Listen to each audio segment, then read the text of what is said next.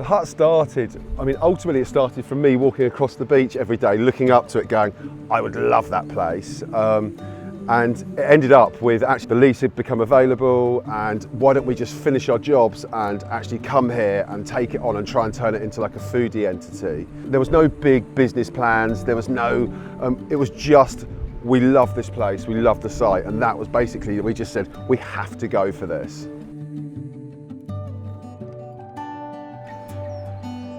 For me, the ultimate part of my week is the feasts. We're complete anoraks. We've got like 6, 7 different types of wood drying. We've got our own charcoal, and actually when it comes down to the 100 people are here, the grills are on, we've selected the woods, we've got some amazing produce, and it's just about us cooking them.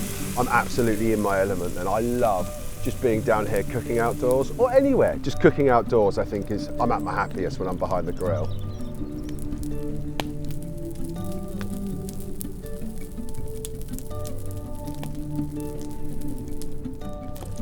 Our food here at the hut is big, it's bold, it's full of like really characteristic flavours.